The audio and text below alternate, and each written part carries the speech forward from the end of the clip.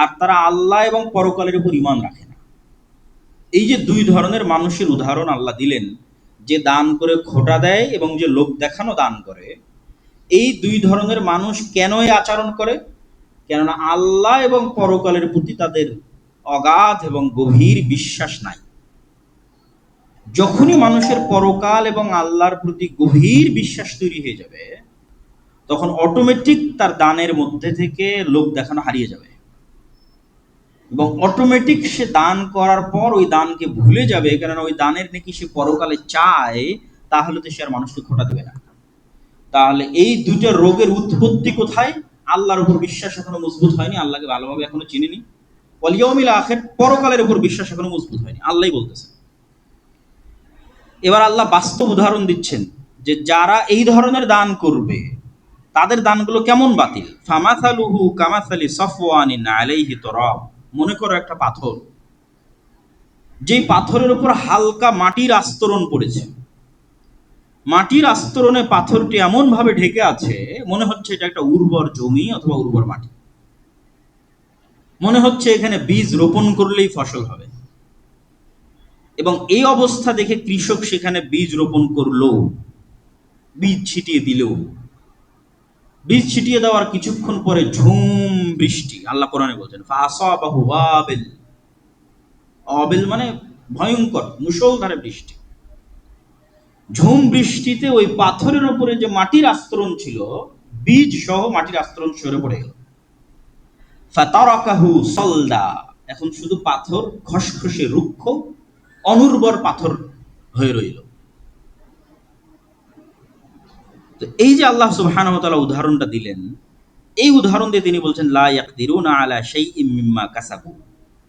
এই কৃষক যেমন এই পাথরের উপর থাকা মাটির আস্তরণে বীজ রোপণ করে ব্যর্থ হয়ে গেল, বৃষ্টিতে সব ধুয়ে মুছে সাফ হয়ে গেল। মানুষ যখন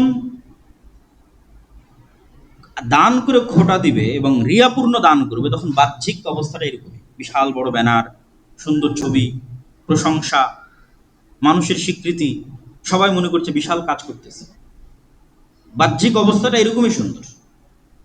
কিন্তু যখন কিয়ামতের মাঠে উঠবে, তখন তার এই দান হবে অনুর্বর পাথরে ভূমির মতো, কিচ্ছু নাই, সাফান সাফা, কিছু নাই।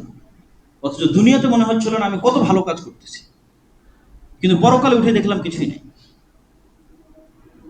আয়াতের অর্থটা কি? লা ইয়াকদিরুনা আলা শাইইম মিম্মা কাসাবু। এরা পরকালে কিছুই পাবে না যা দুনিয়াতে অর্জন করার চেষ্টা করেছিল, দুনিয়াতে কাজ করে যেটা পরকালে অর্জন করতে চাইছিল, কিছুই পাবে না।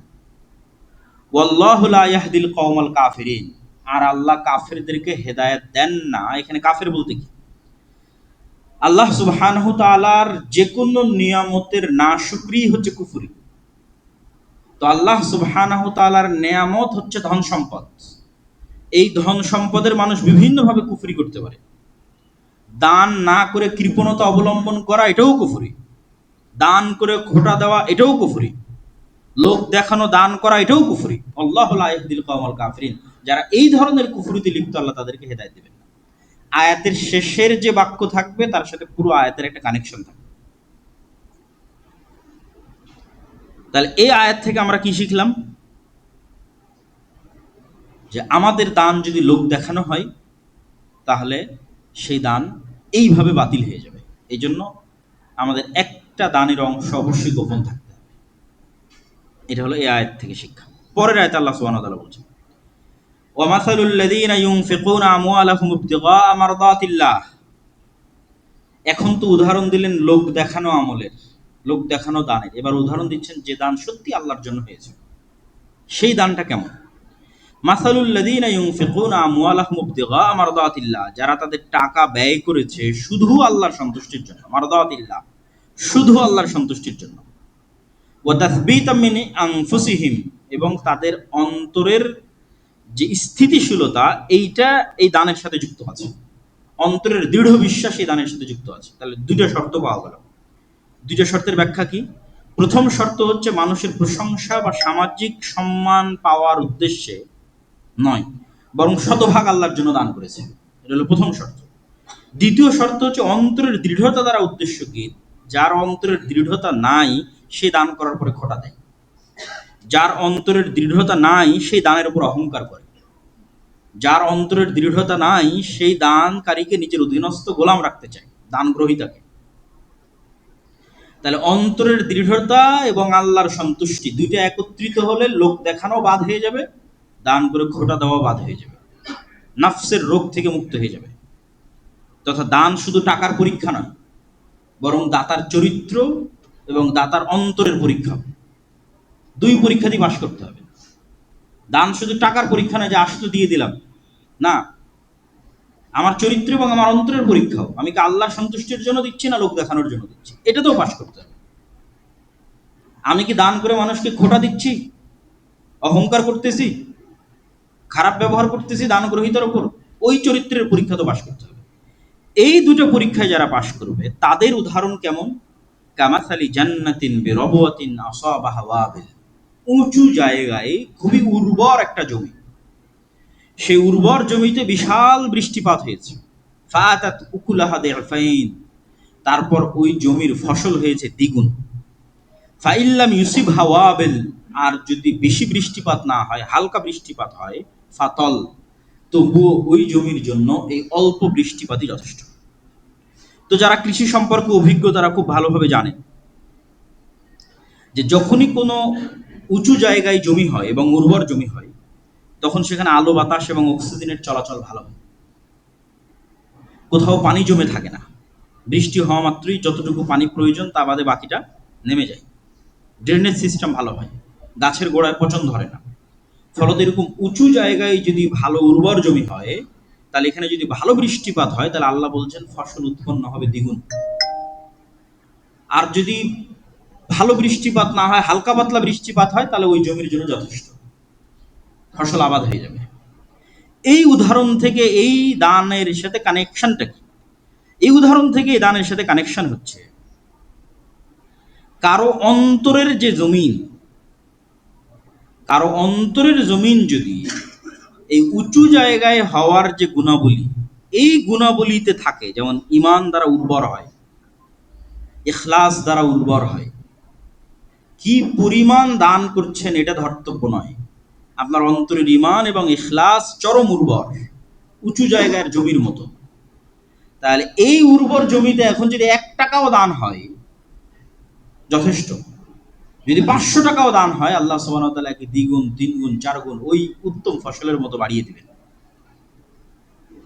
তো আল্লাহ সুবহানাহু ওয়া তাআলা এই উদাহরণ দিয়ে আমাদের যেটা স্পষ্ট করতে চাচ্ছেন সেটা হচ্ছে দানের ক্ষেত্রে পরিমাণ আল্লাহর কাছে ধর্তব্য নয়, অন্তরের ঈমান এবং ইখলাসের উর্বরতা আল্লাহর কাছে ধর্তব্য।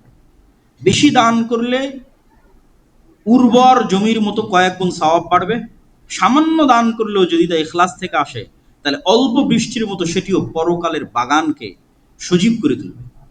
কারণ আল্লাহ সুবহানাহু ওয়া তাআলার দরবারে দানের মূল্য শুধু টাকার অঙ্কে নয়, নিয়তের সততা, হৃদয়ের দৃঢ়তা এবং রবের সন্তুষ্টি আসল। এবার আল্লাহ সুবহানাহু ওয়া তাআলা সবশেষে বলছেন, ওয়াল্লাহু বিমা তা'মালুনা বাসীর, আয়াতের শেষে, আর তোমরা যা করো আল্লাহ তা জানেন। এইটাকে আয়াতের সাথে মিলাবেন কিভাবে? তোমরা কে লোক দেখানোর জন্য দান করো এটাও আল্লাহ জানেন, তোমরা কে রবের সন্তুষ্টির জন্য দান করো এটাও আল্লাহ জানেন। এটা হলো এই কথার সাথে এই আয়াতের মিল। পরের আয়াতে আল্লাহ সুবহানাহু ওয়া তাআলা বলছেন, আয়াওয়াদ্দু আহাদুকুম আন তাকুনা লাহু জান্নাতুম মিন নাখিলিন ওয়া আনাব। আচ্ছা, তোমরা কল্পনা করো তো যে একজন বৃদ্ধ মানুষ যে সারা জীবন পরিশ্রম করে একটা সুন্দর বাগান তৈরি করেছে, আল্লাহ এই উদাহরণ দিচ্ছেন, এবং এই বাগানে খেজুরের গাছ আছে, আঙ্গুরের গাছ আছে, নানা ফলমূলের গাছ আছে, এবং এই বাগানের নিচ দিয়ে নদী নালা প্রবাহিত পাশ দিয়ে, আর এটিই তার জীবনের একমাত্র সঞ্চয়, শেষ বয়সের আশ্রয়। আর তার ছেলে মেয়ে অনেক দুর্বল, অত্যন্ত দুর্বল, তার ছেলে মেয়ের জন্য একমাত্র এই যে বাগানটা সে তৈরি করেছে এটাই সম্ভব। ঠিক এই মুহূর্তে একটা আগুনবাহী ঝড় এসে পুরো বাগানটা পুড়িয়ে দিল। এই উদাহরণটা আল্লাহ দিচ্ছেন। এই উদাহরণের অর্থ কি? উদাহরণের অর্থ হচ্ছে, যদি এই বৃদ্ধ মানুষটি যুবক বয়সে এই ঘটনা ঘটতো, তাহলে সে আবারও চেষ্টা করে এরকম একটা বাগান তৈরি করতে পারত। কিন্তু এমন সময় এই আগুন এসে পুড়ে দিল যখন সে বার্ধক্যে পৌঁছে গেছে, শয্যাশায়ী, মৃত্যু শয্যায় শায়িত। এখন আর নতুন করে তার পক্ষে বাগান তৈরি করা সম্ভব নয়, আর তার সন্তানেরাও দুর্বল। তাহলে এই ক্ষতিটা কতটা ভয়াবহ তোমরা কি চিন্তা করতে পারো?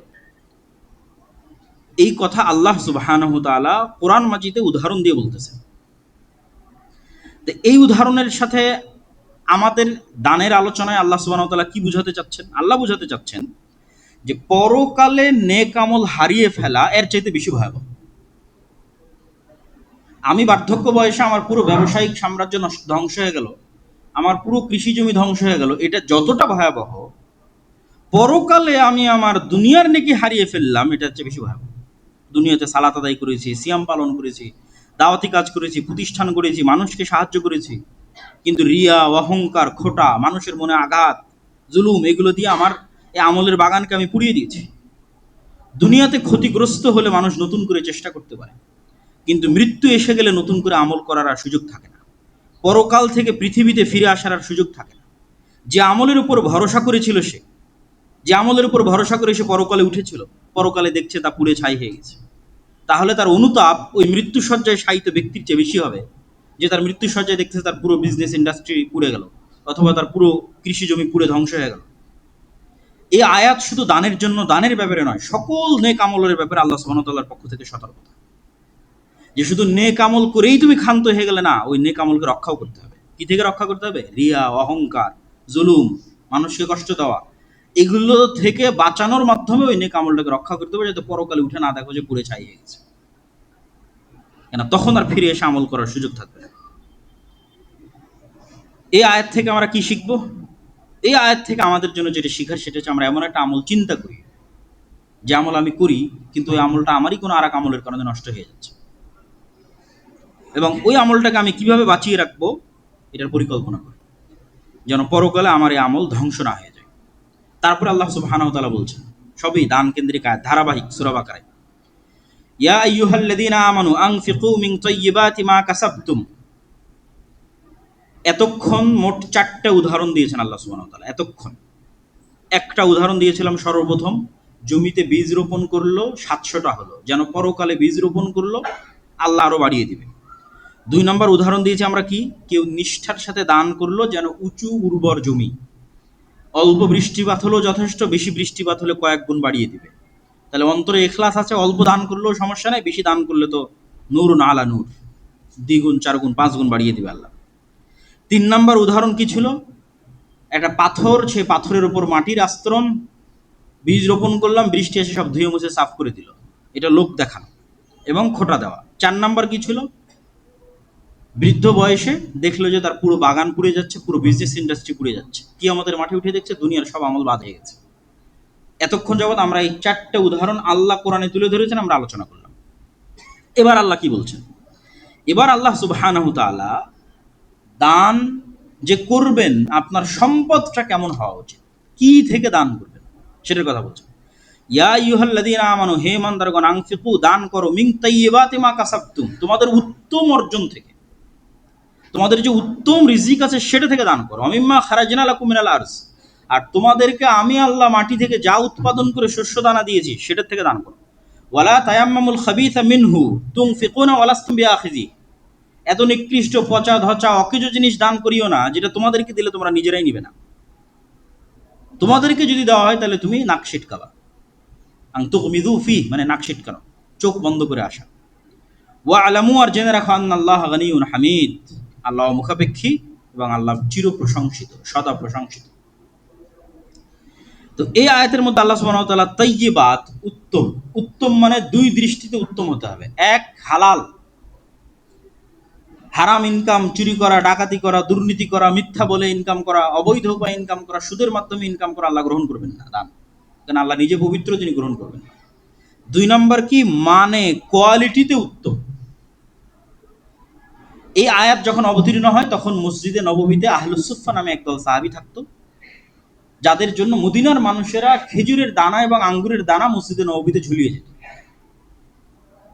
তো এমনও মানুষ এই কাজ করত যে তার খেজুরগুলোর মধ্যে যেটা একটু হালকা পচা পচা ভাব হয়েছে, আঙ্গুরগুলোর মধ্যে যেটা হালকা পচা পচা ভাব হয়েছে, ওগুলো এসে এখানে ঝুলিয়ে দিয়ে যেত। তখন আল্লাহ সুবহানাহু ওয়া তাআলা আয়াত অবতীর্ণ করে বললেন যে এটা যদি পাল্টা তোমাকে দেওয়া হয় তুমি নিবা না। তাহলে দান মানে তোমার ডাস্টবিন নয়, দান মানে তোমার অপ্রয়োজনীয় জিনিস ফেলে দেওয়ার জায়গা নয়।